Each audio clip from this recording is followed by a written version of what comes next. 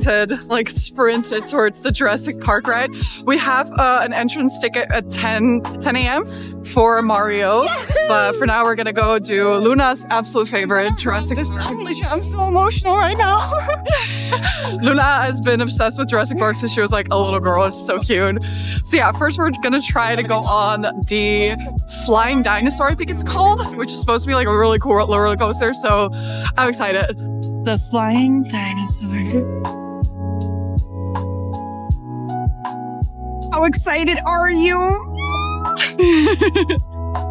We just did the flying dinosaur. That was so fun. You're like hanging upside down. And it's so cool. It's like you're actually flying. Wait, I'll show you.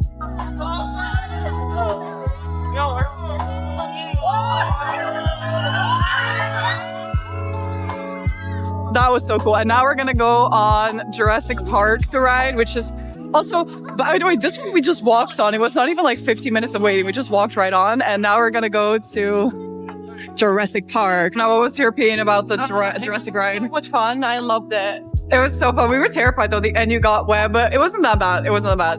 But there was like a really cool like part with the T-Rex. That was so fun. What was your favorite dinosaur that you saw?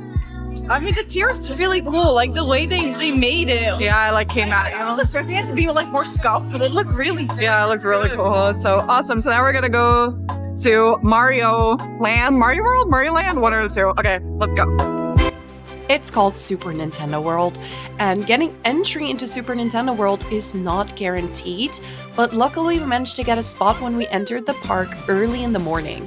You can buy fast passes in advance, but these can be pretty pricey, and if you don't buy any fast passes like us, you should expect long waits of 120 minutes on average.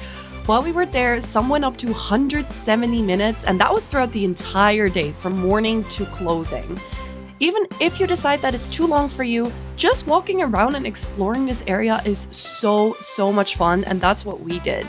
The details are insane and among some of the best I've ever seen in any theme park ever. You can get special wristbands that let you interact with the world around you, but don't worry, even without these you can hit those yellow blocks. It just doesn't let out the satisfying ding noise. I had to edit those in. It does make a noise, just like a sadder version of it. Everywhere you look though, there are just moving figures and small details, like even in the store, the details are crazy. Vlogs honestly don't do it justice. We also got to see so many of the characters like here Mario and Luigi, who even smiled and waved at me once. Woohoo. Donkey Kong, we saw Princess Peach, and we also saw Toad at the end of the day. Donkey Kong Country is the newest area in the park, and it was really cool. We got to see Donkey Kong. Hi, Donkey Kong. But there's only one ride here that is the Minecart Madness, I'm pretty sure it's called. Yeah, if you don't get the fast pass, honestly, unless you're willing to wait 170 minutes, I don't think it's gonna be possible for you to ride. It was crazy, honestly. And we saw Princess Peach before we headed out because we were absolutely famished, and we decided not to eat in the Nintendo World just because the lines were a little bit too long and we were quite tired. So we went back to Jurassic World and ate there at the restaurant, and it looked just like the visitation center from the movie, and the food was so good. Like, I want to eat these fries again, and this burger, they were so amazing. Like, get them. So good.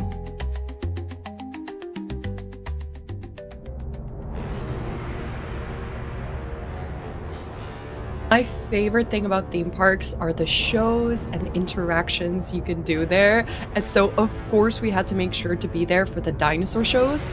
There are 3 in total. There's the herbivore walk, the raptor show, and there's the baby dinosaur meet and greet.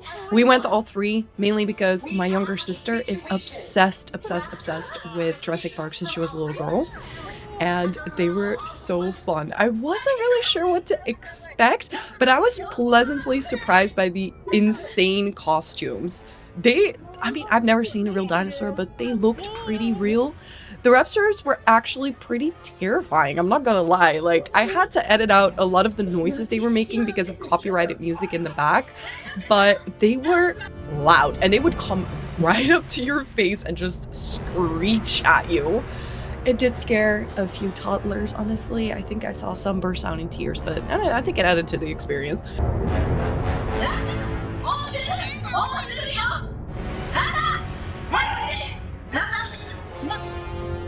YN? お口を閉じて。よかった。皆さん、お怪我はありませんか? Wow, were you getting as nervous as I did? But she tamed them, she did it. And just like I said, I'm a 5-year-old in these parks. I want to touch the stones. I want to pet the dinosaurs. So me and my sister were waving like crazy people trying to get the attention of the dinosaurs so we could pet them. And we did. We pet one. Wow. I wouldn't recommend like actually going up to a raptor and petting it, but you know, it's okay. She tamed them. It was safe. It was safe. Toads.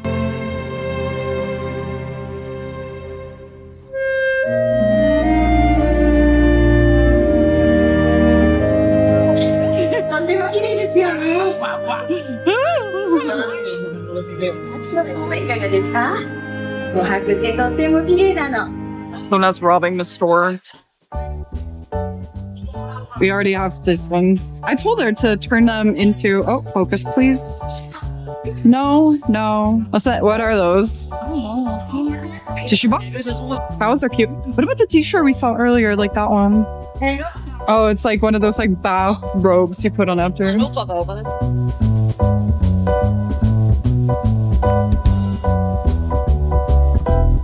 We left Jurassic Park behind and went next door to the Water World show, which was so cool. I mean, as the name suggests, it had lots of water, but it also had fireworks and fire, and the actors were doing crazy stunts. It was insane.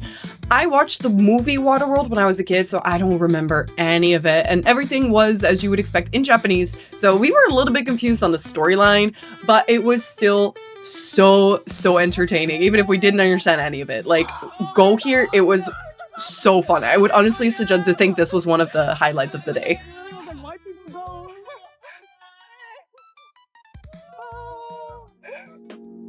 Now, I've been a fan of horror movies for a very long time, and one of my first was Jaws. I remember watching it for the first time as a kid, and I was terrified, especially because I was already kind of scared of water. But yeah, we chose to do the single rider line, and I highly recommend it because even though we were with multiple people, they still let us all on the ride together, and we only had to wait like 5 minutes, which was super nice because the line was pretty long.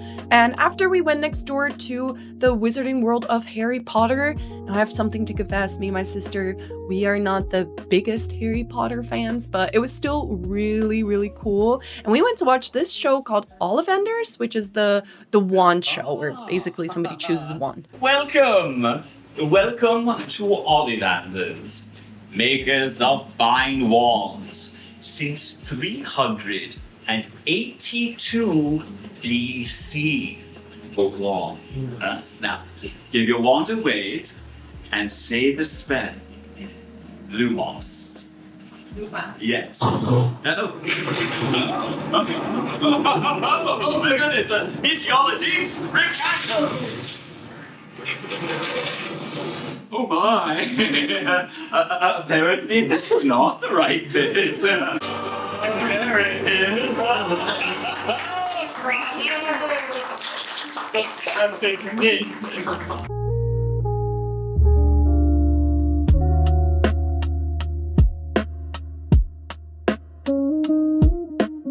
Oh my god, that was so cute. Oh my god, this one. That's so cute. I like it. It's cool. I don't see that. After a little break, it was time for the baby dinosaur meet and greet, and we were so excited about this one.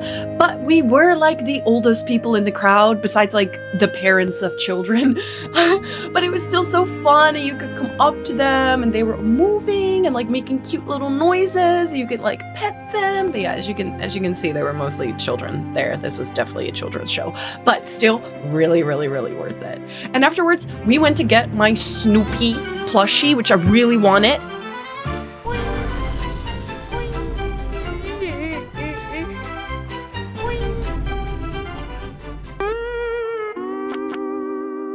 Just kidding, I got it in the end. It only took me 3 attempts. I'm so happy, I love him. They sadly don't have one big parade in this park, but they do have multiple small performances. Like this one is the jazz and tap dancing one that we just randomly stumbled upon. Really fun, and then we went to get food. We went to get this pho. Honestly, besides this mango dessert that was really good, the pho was not worth it. It was pretty tasteless and it was pretty expensive. We also got this churro as a dessert, but I mean, look at my face if you want to have my opinion on it. Really weird flavor, I'm not gonna lie.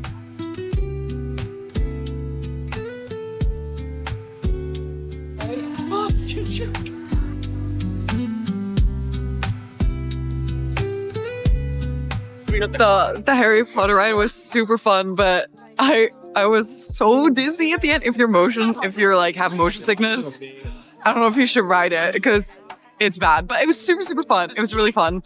I really was freaked out about spiders though. I don't like spiders, but yeah, it was really good. Doesn't the castle just look so pretty with the sun going down?